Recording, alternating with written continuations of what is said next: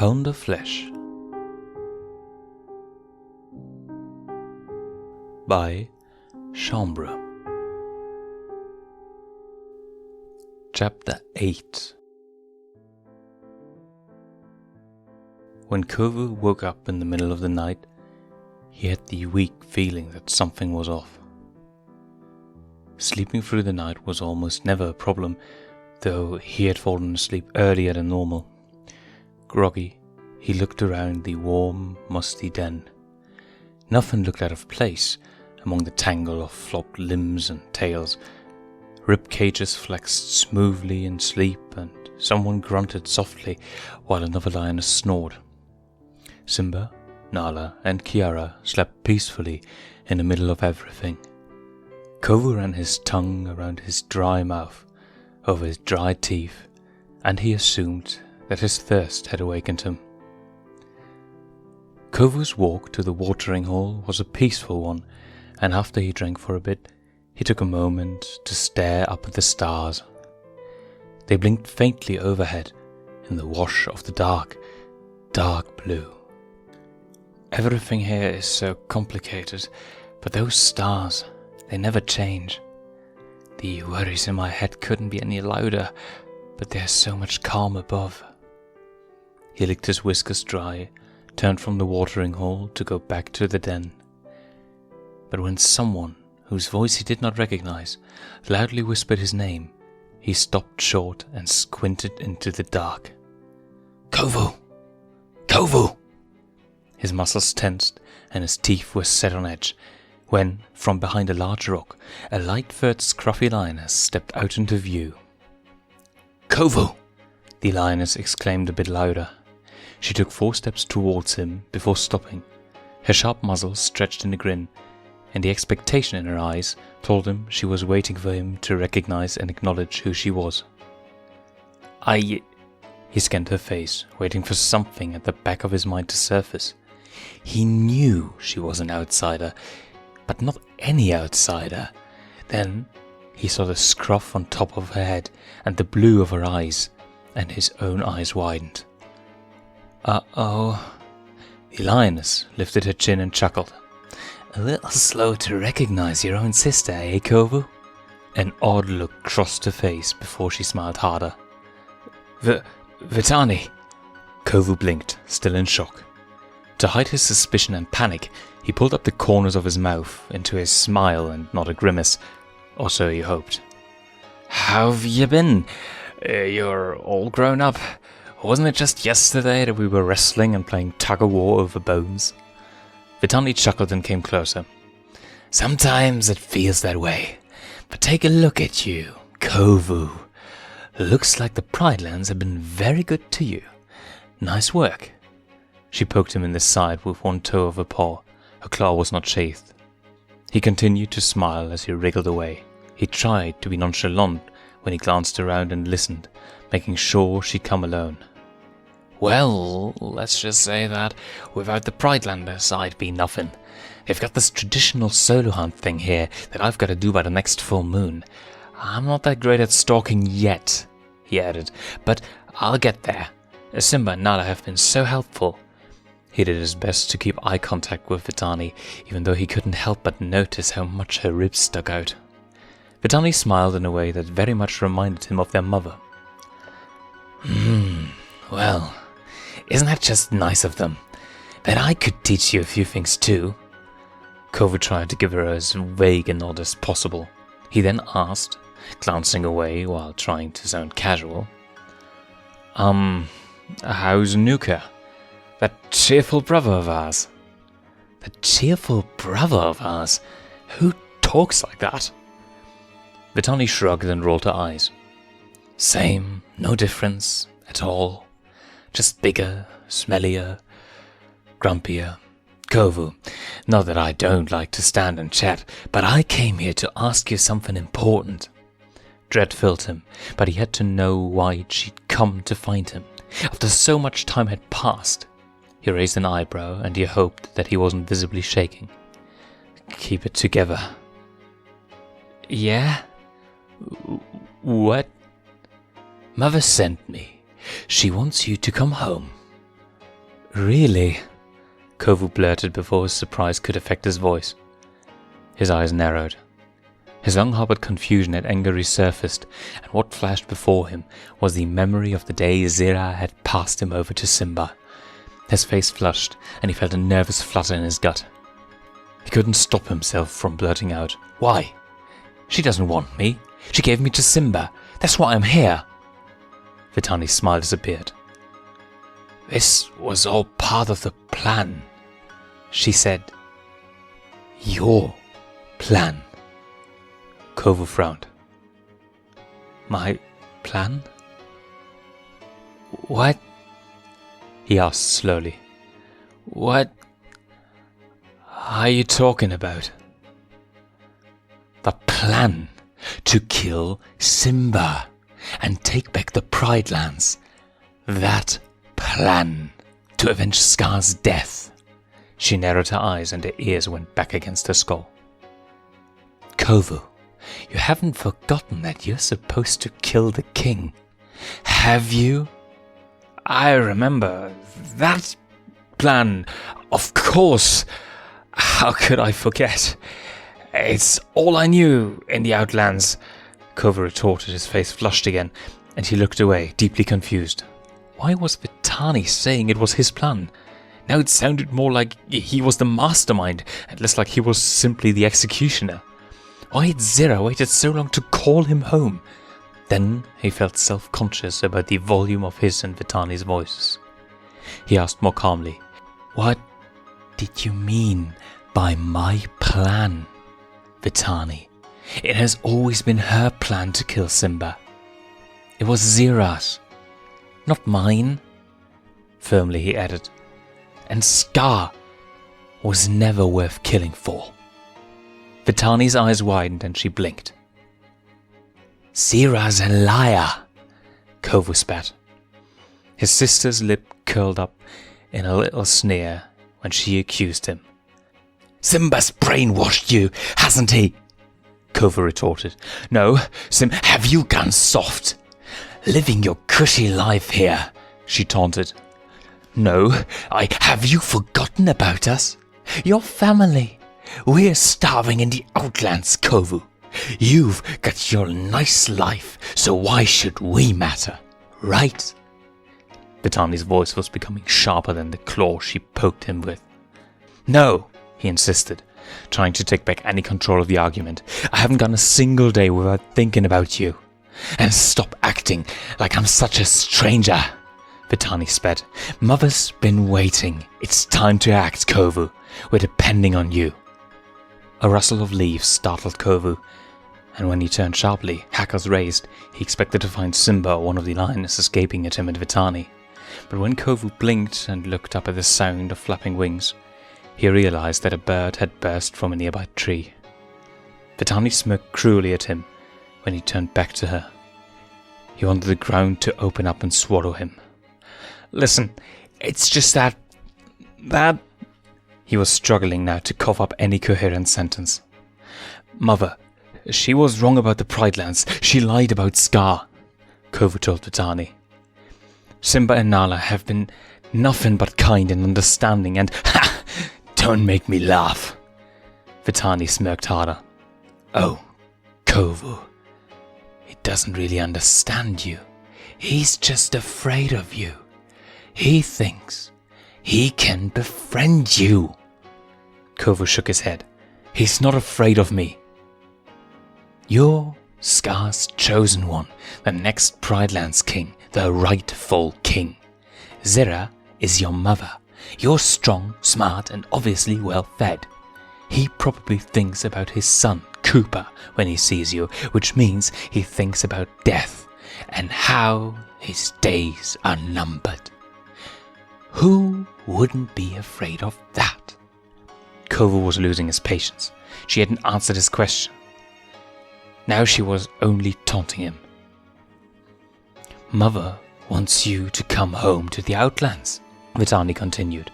"It's time, and you know it. Strike against Simba. It's your duty. You can sit on your tail after your family has been restored to glory. Vitani, I'm not going to kill Simba. He's..." He's my father. And Nala's my mother. Kovu hesitated. When Vitani looked too shocked to speak, he added less confidently. Maybe... Why don't I could talk to Simba about this. And maybe Vitani snorted. Please. I don't care what the murderer has to say. And he does not care about us. Vitani's lips switched and her eyes flashed with such disappointment that he could almost feel it coat his body. But Vitani, he's not... Look, Kovu. Vitani walked over to the watering hole and took a small drink. She then turned back and roughly laid a foreleg over the back of his neck and shoulders. Her cheek pressed against his mane. Mother really wants to talk to you. She misses you. I've been patient with you, but she'd be very upset if she heard you refused. All she does is gush about how much of a genius you are. She was there that day when Simba took you to Pride Rock. Simba's put a lot of silly things into that head of yours, but wait, what? Kovu ducked out from under Vitani's arm. Of course she was there that day. She gave me to him, he stated, confused again. You talk as if he just took me. Vitani stared back, unblinking. Of course he took you, and Mother let him. What? I can't... Did she lie to Vitani about giving me away? Did she... Why? Why would she do that? Kovu shook his head. His cheeks felt like they were on fire. He was so angry. No, Vitani. I mean that she offered me up to Simba to fulfill his penalty for returning to the Pride Lands.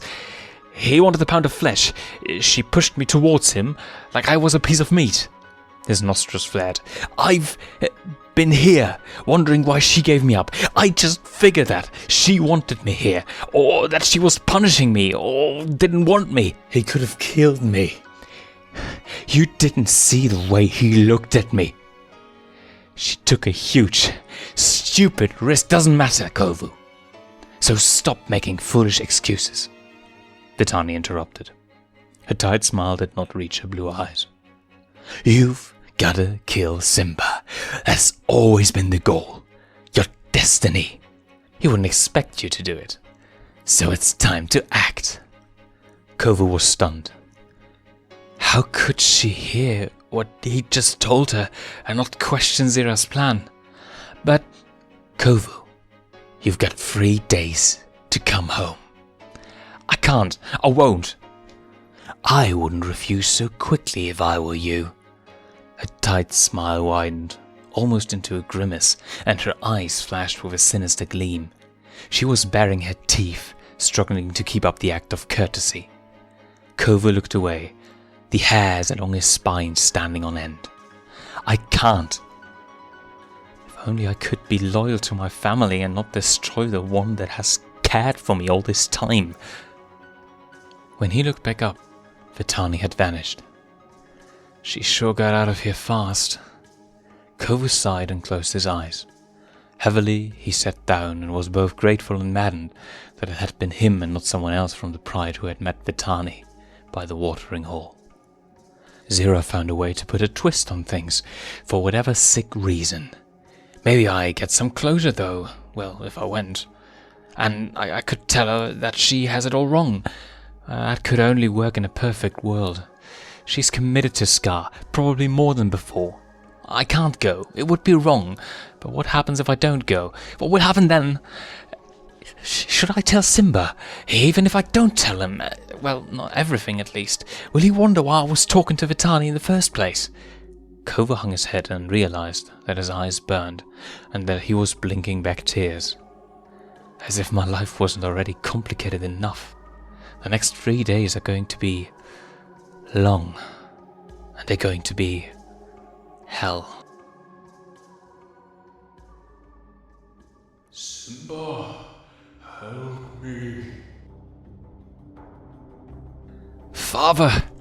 Simba clambered down the face of the cliff. He had dreamt that nightmare so many times, especially lately, and he knew exactly where to place his paws. A little niche there, and there too. the small ridge that stuck out just above the ledge closest to his father. The closer he got to his father, the steeper the face became. When he was able to, he hung his foreleg down from the closest ledge and pleaded for his father, dangling by his bleeding claws, to hang on this time, just long enough. Please, if he could just hang on a little longer. Mufasa reached up for Simba's paw. Below them was a fiery flood of red-eyed wildebeest. Acrid smoke filled Simba's lungs. Just a little closer.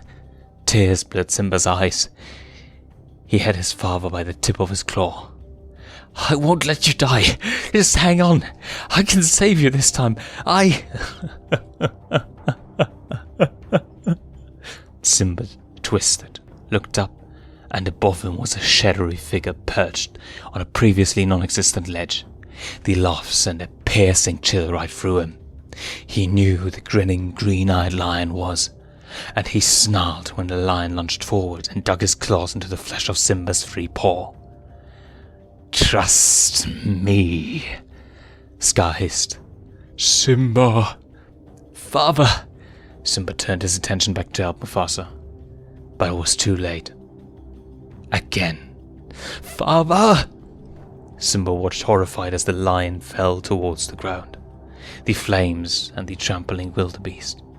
When his father disappeared from sight, Simba turned enraged and bared his fangs at the demon that held onto him. Scar, I never should have trusted you. You killed him, Simba growled. Laughter erupted from the dark-furred lion's throat as he threw back his head. Then, before Simba's eyes, the lion's muzzle and mane began to morph and shift, becoming more defined and youthful. What's happening? This has never happened before. Simba's eyes widened when the transformation was complete. The maniacal laughing was carried out by a younger voice. And the face that had been Scar's had transformed into Kovu's, his son's. No, Simba gaped. No, not you. The young lion laughed, grinning at him with every tooth. Then his eyes narrowed, and the bridge of his nose creased. With all his strength, Kovu threw Simba from the cliff with a triumphant "Ha!" Simba fell back, plummeting, falling, dying. No! Awake, Simba shot upright. He looked around frantically. He thought his heart would pound its way clear up into his throat, slide onto his tongue, and push its way out from between his gritted teeth. He immediately looked for Kovu in the cave. The young lion was missing, and now Simba felt ill. As Simba looked around for the rest of the den to see if his night terrors had awoken anyone, he tried to reassure himself that Kovu was probably just out getting a drink. Simba had no regrets about taking Kovu in, and with each passing day, he only grew more certain that he'd made the right choice for Kovu. Zira had been careless, offering up her favorite son like a sacrifice. As long as Zira didn't rear her ugly head again, life would be good. We have barely begun. Zira's laugh rattled in his head as he laid his chin on his paws and saw the toothy grin in the dark of the cave. I can't lie to myself. Zira will come back. I feel it in my bones. She will not give up this easily. Closing his eyes tight, Simba tried to suppress a shiver. When the sickly taste of nightmares on his tongue made his toes curl in disgust, he knew that the terrible fear fog in his mind would be slow to fade. All he really could hope for was not to fall back into a nightmare. Then a small sound caught Simba's attention, and he opened his eyes. Kovu was just returning. Closing his eyes a bit, Simba watched Kovu stand for a moment in the entrance of the den, scanning his green eyes over everyone in sight. There was no malice that Simba could detect. Then, seemingly satisfied, Kovu went to his spot several steps away at the entrance and laid down. See, he was probably getting something to drink. There's nothing to worry about at all. If there's any danger, it won't come from Kovu. Simba closed his eyes again, hoping to get some sleep before the sun came up and he went on patrol. However, the last thing on Kovu's mind was sleep. For the rest of the night, Kovu kept his eyes firmly on the den entrance. End of chapter 8.